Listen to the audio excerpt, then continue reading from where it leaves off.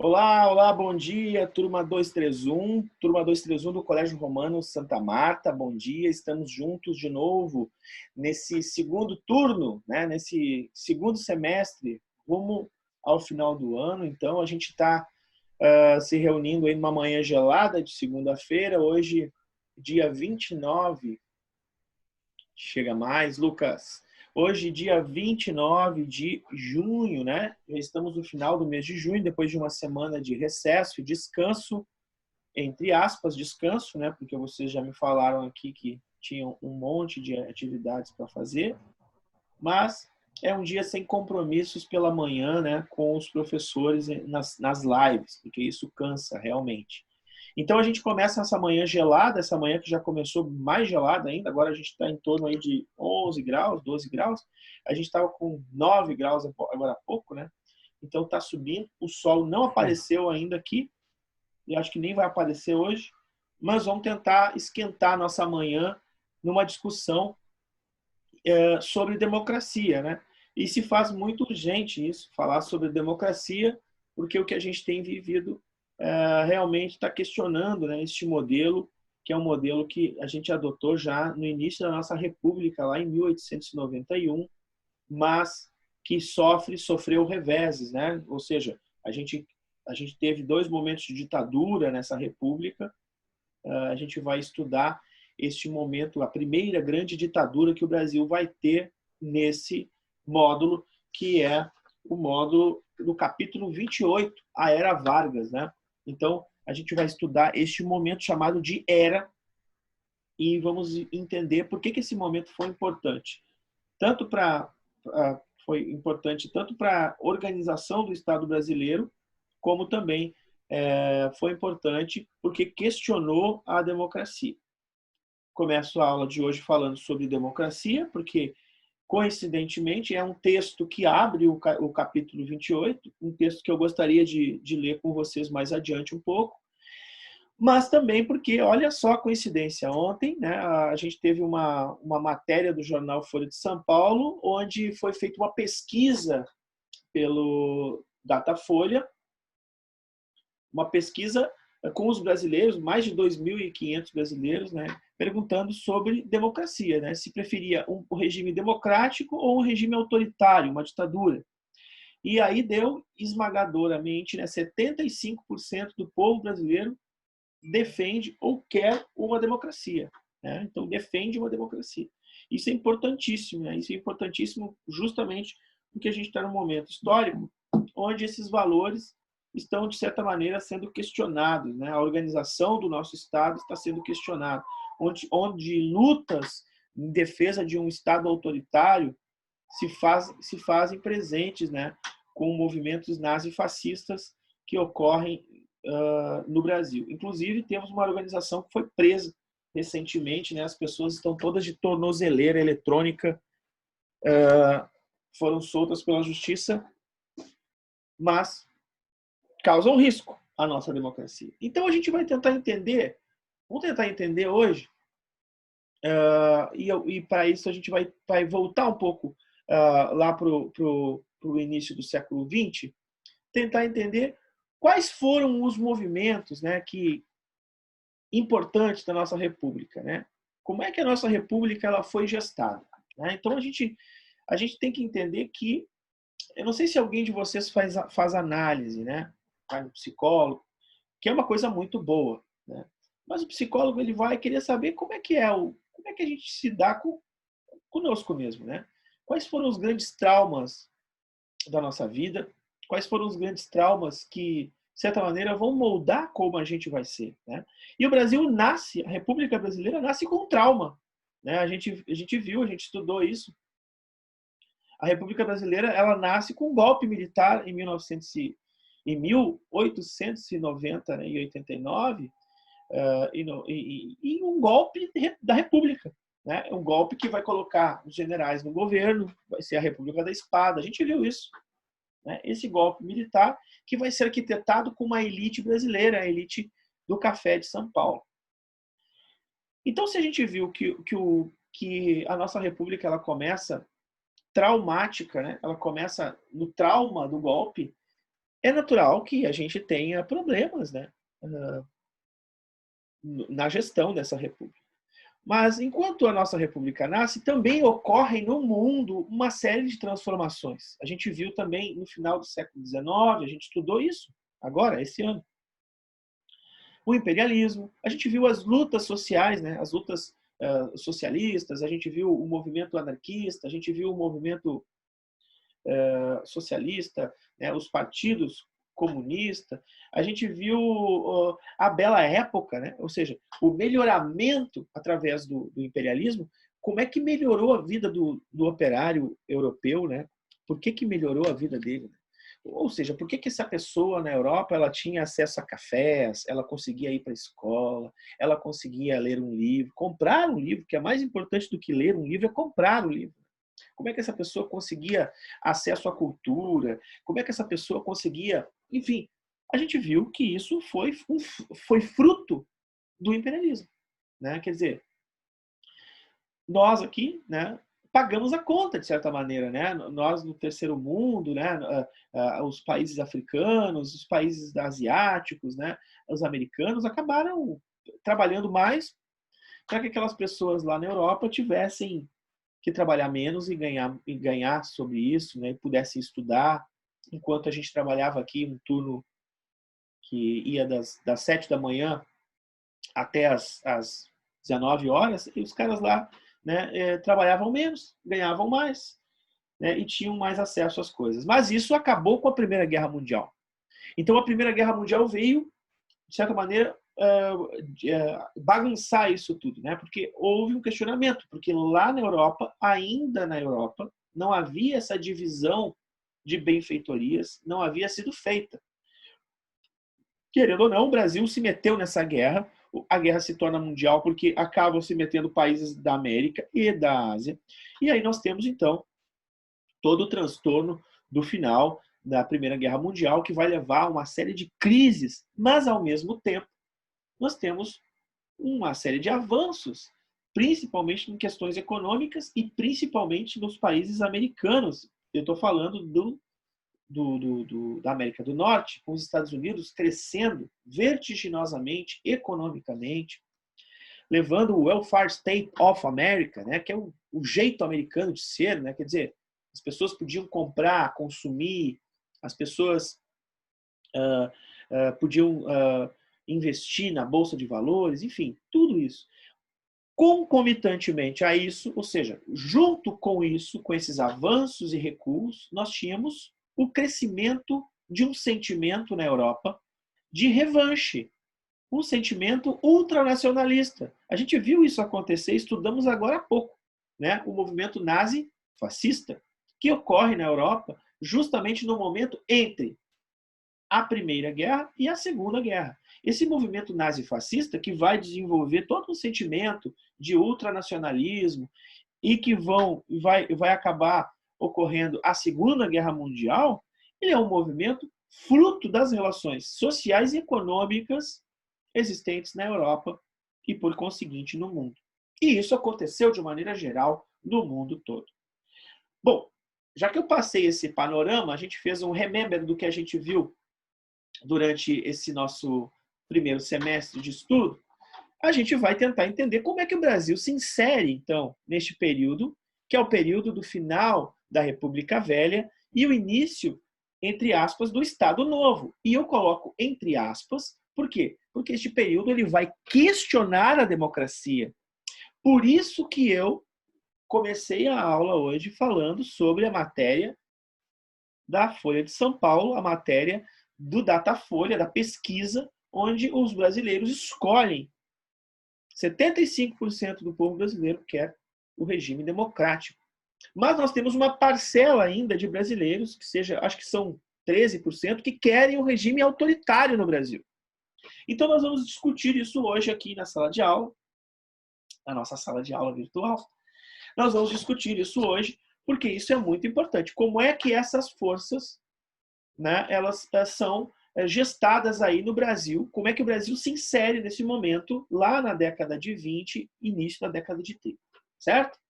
Então, para isso, eu vou pedir a vocês, a gente vai entrar Vamos discutir o... Ah, eu fechei aqui. Tá aqui, deixa eu ver. Tá aqui. Vamos discutir o final da República Velha. Então, o final da República Velha, o fim da República Velha. E para isso eu vou pedir a vocês que eu vou dividir a nossa tela aqui. E se alguém tiver alguma dúvida durante a nossa explanação, por favor, me interrompa, pergunte, porque isso é importante. É importante a tua participação para que a gente possa discutindo e eu abordar algumas coisas que vocês não entenderam. Até aqui, todo mundo entendeu o que eu estou falando? Beleza? Ótimo. Então, se vocês entenderam, ótimo. Agora a gente vai, então, dividir a tela aqui e eu vou falar sobre o finalzinho da República Velha.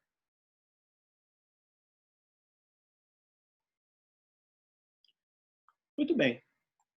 Então, a República Velha está aqui. Todo mundo está vendo aí, provavelmente, né? Deixa eu abrir aqui o meu... Aqui. Então, a República Velha, o fim da República Velha, ele é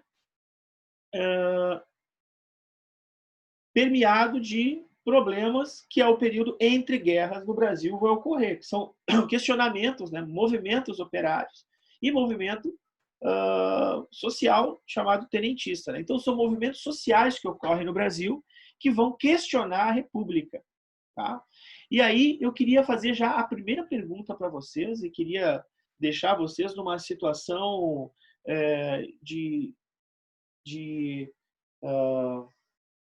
talvez de saia justa, porque é uma questão que está sendo levantada hoje, né? É o seguinte, no início do século XX, final do século XIX, início do XX, a gente teve uma chegada em massa de imigrantes no Brasil. Todo mundo concorda com isso, né?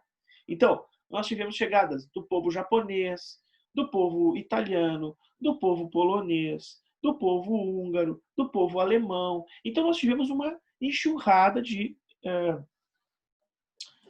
imigrantes no Brasil no início, final do 19, início do 20, no Brasil e na América como um todo, tanto na América do Norte como na América do Sul. E a gente, como está falando de Brasil, vamos colocar aqui no Brasil. Nosso estado, principalmente, né, o estado que recebeu muitos italianos e alemães.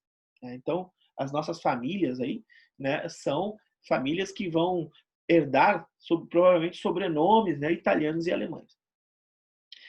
Hoje, o Brasil recebe uma série de imigrantes também, né? E esses imigrantes que chegam no Brasil chegam de países americanos e africanos. Né?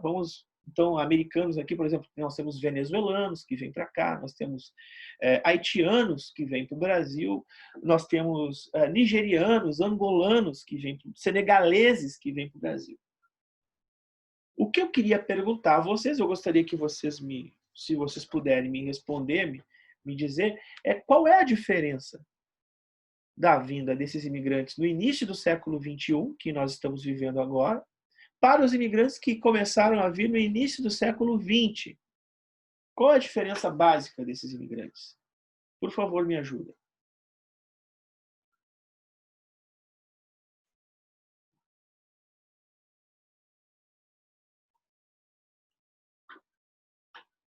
E aí, o que vocês acham? Existe diferença? Os imigrantes que vieram primeiro, eles estavam vindo para colonizar o Brasil, não tá? Estavam vindo para colonizar o Brasil. Tá. Como assim? E esses que estão vindo agora? Não, colonizar significa trabalhar, correto? Beleza. E esses que estão vindo agora? Eles não vêm para trabalhar? Eles estão fugindo dos países deles. Eles estão procurando uma vida melhor aqui. Tá. Vamos lá. Já chegou a pensar em sair do Brasil? Tu. Por quê?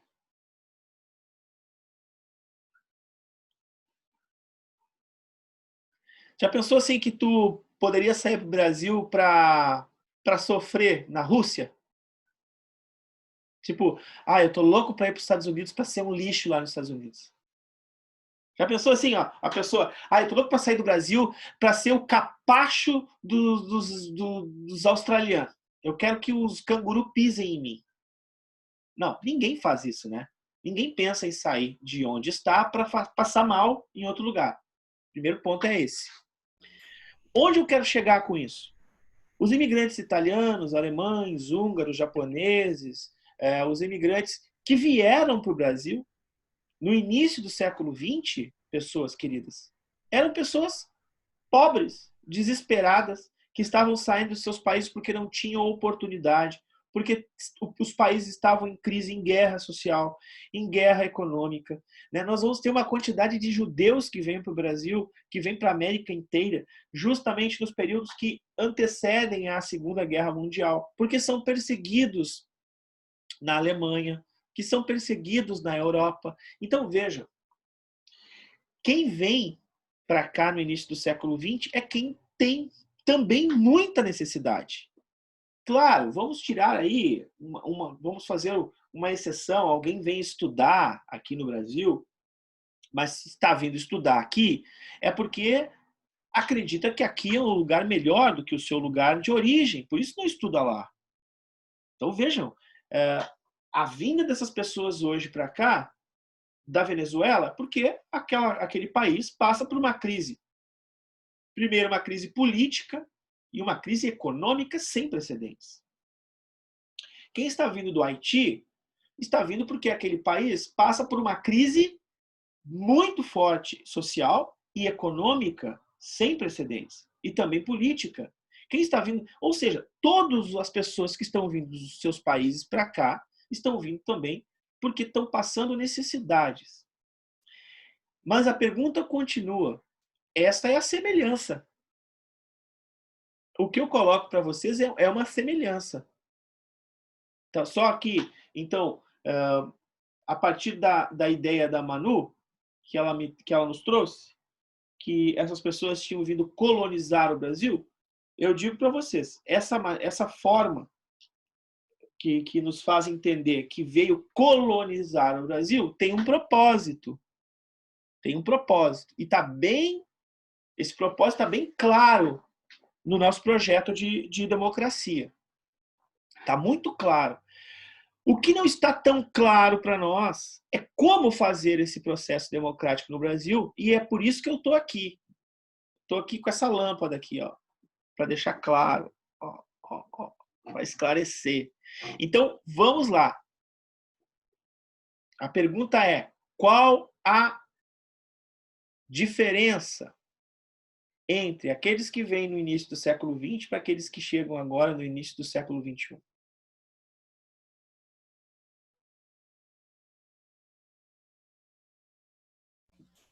Era para embranquecer a sociedade? Perfeitamente, Giovanni. Queria te dar um abraço, mas não posso, por causa do Covid.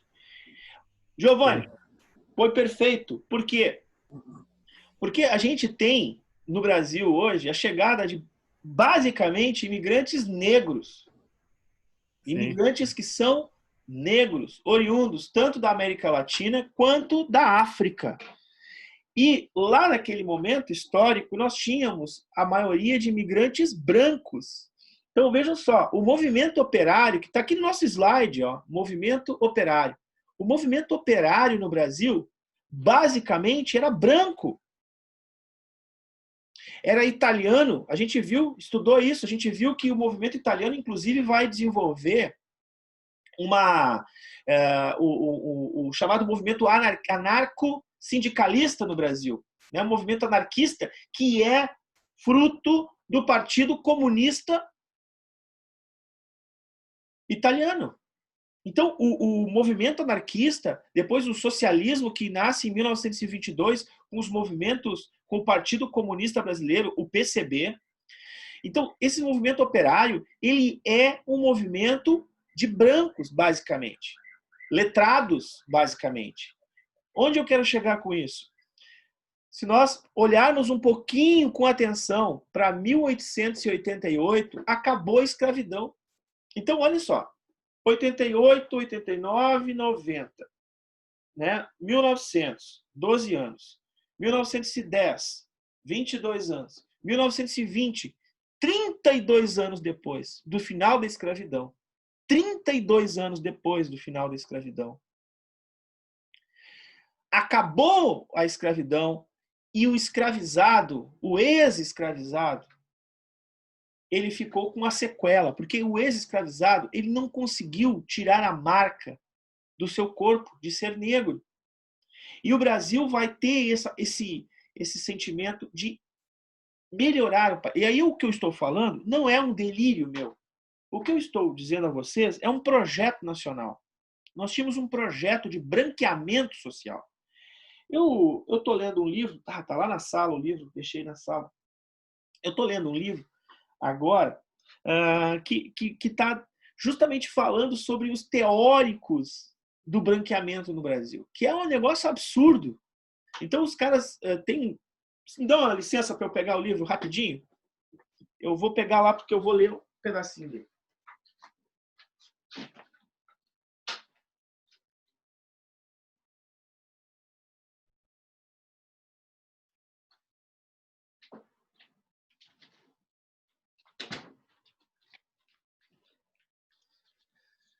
O livro é esse aqui, ó, gente. Laurentino Gomes, tá? Escravidão, tá? É um livro que tem uma parte aqui, eu separei aqui, estou lendo e estou...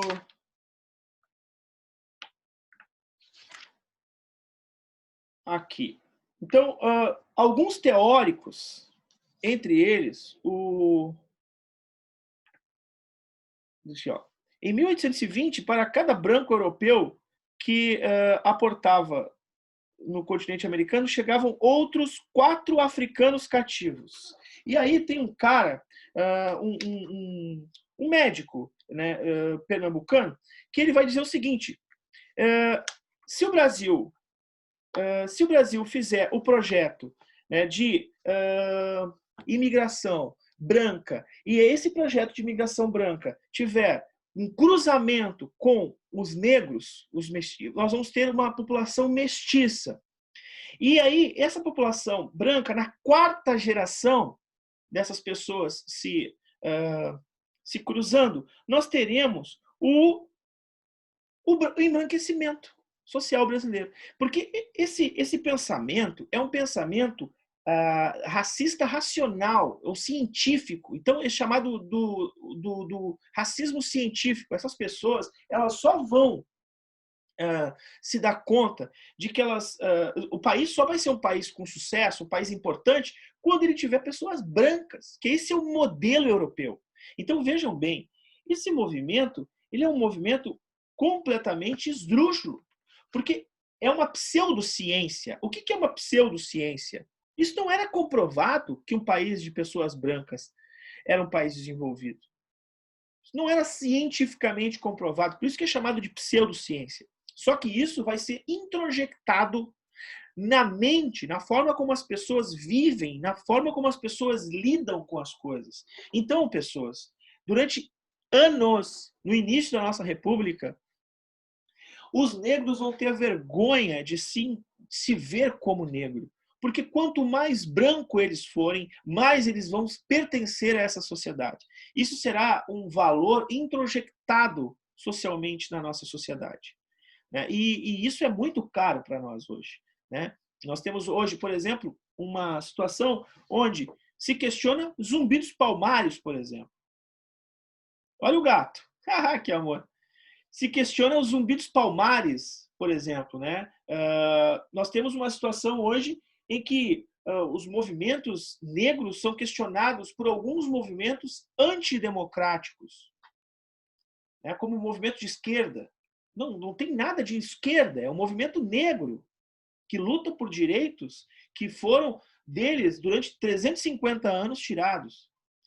E outra, quem é que inventa o racismo no Brasil? No mundo, quem é que inventa o racismo? Pergunta. Quem inventa o racismo? Ele é passado culturalmente, né? Sim, mas quem é que inventa o racismo? É o preto ou é o branco? É o branco, né? É o branco. O branco é que inventa essa história do racismo. Não é o negro. Então quem é que tem que desinventar? A tua mãe nunca te disse? Nunca te disse assim, ô Giovanni? Tu inventou isso, agora tu trata de consertar. Sim. né? Quem é que tem que consertar essa situação? É o branco. E quando a gente fala de antirracista, tal, eu não sou racista. Não, só um pouquinho. Todo mundo é racista. Porque no momento em que eu olho para alguma coisa que está acontecendo, que é racista, que é o racismo, e não faço nada, eu estou contemporaneizando. Eu estou colaborando com aquilo. Então eu tenho que ter postura também antirracista. Vamos voltar para a aula. A Revolução de 30, ela engloba vários movimentos sociais de questionamento da República Velha. Então vamos ver lá. A crise de 1929, que vai levar a um desenvolvimento, a uma crise econômica mundial, de certa maneira, abala o Brasil. O Brasil tinha lá os empréstimos do chamado Funding Loan, né? Os empréstimos para comprar café. O convênio de Taubaté garantia, por exemplo, que todo o café produzido fosse comprado pelo Estado brasileiro. Mesmo que esse café não fosse vendido, ele era comprado. O que garantia isso? Garantia o lucro dos cafeicultores. Só que esse modelo é um modelo que entra em xeque em 1929, se questiona esse movimento, porque não vai ter mais dinheiro oferecido pelos Estados Unidos, por exemplo. Não tem mais dinheiro. E essa falta de dinheiro vai gerar um problema sem precedentes na nossa economia. O governo também não tem como valorizar mais o café, rompe o pacto, né, do café, e o Brasil entra num processo, então, aí de eleições. E as eleições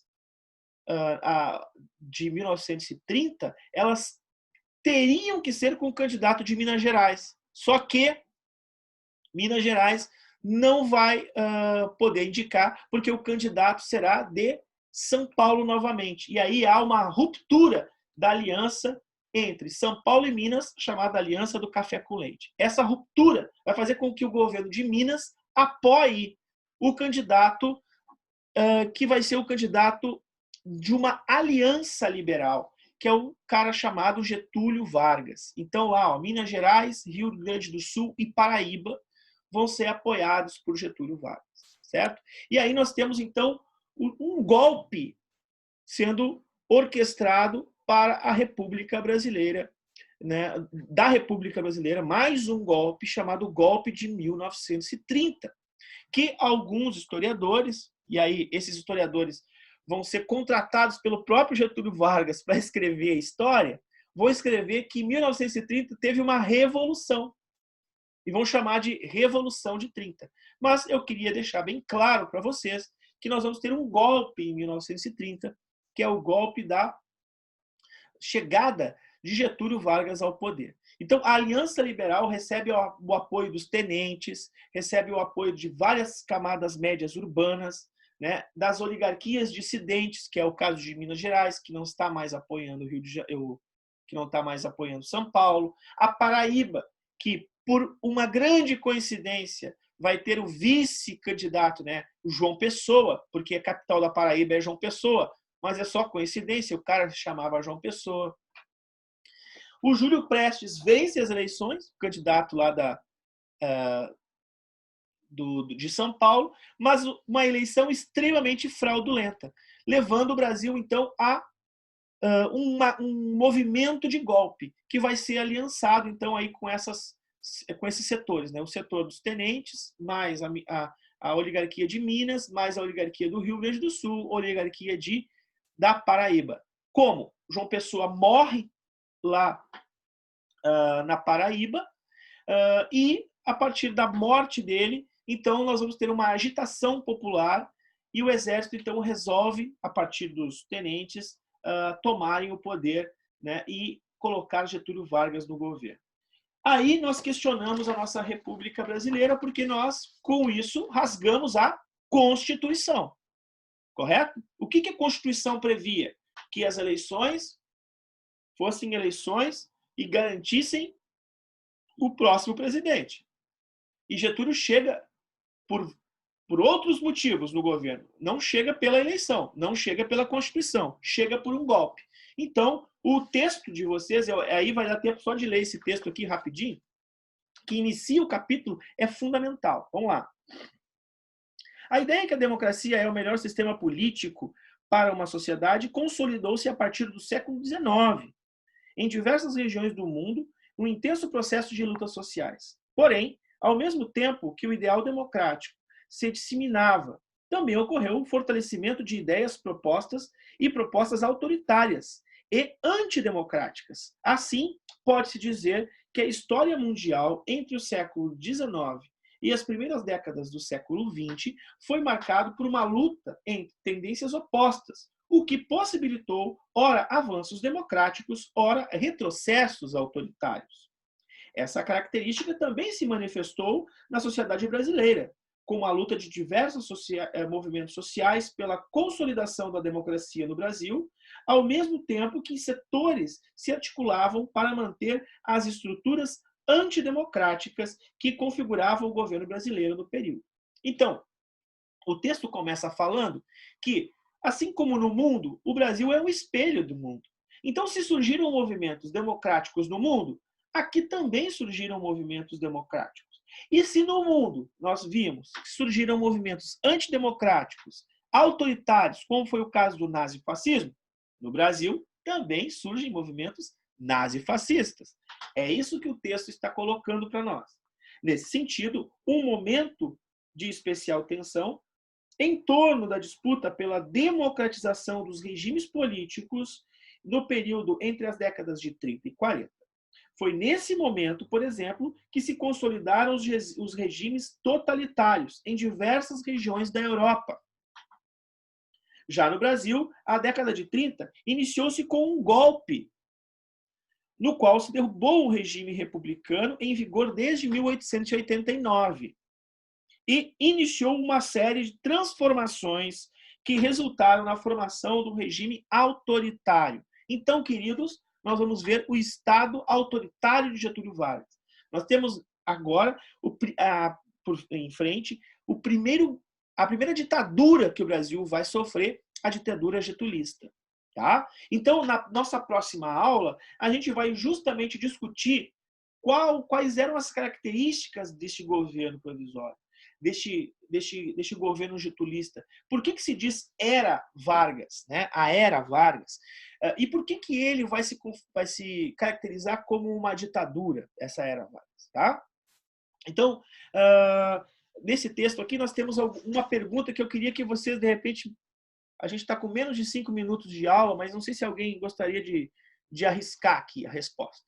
A pergunta é, você conhece exemplos de movimentos que lutam pela democracia e pela democratização da sociedade hoje? Alguém conhece algum movimento que luta pela democracia ou pela democratização da sociedade neste nosso tempo? Movimentos superpartidários, não? Movimentos? Suprapartidários. Como assim? Explica melhor aí para nós. São movimentos que pregam a democracia, só que não tem nenhum movimento político diretamente. Eles só explicam, sei lá, por exemplo, tem o movimento Brasil Livre.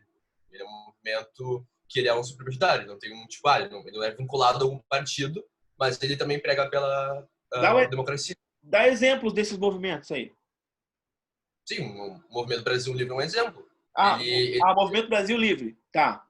O MBL, ele fez parte, por exemplo, ele foi um movimento muito presente quando a Dilma, eles queriam fazer lá, quando a Dilma tinha que sair no impeachment, eles movimentaram bastante pessoas nas ruas para ocasionar, sei lá, manifestações durante o Brasil inteiro.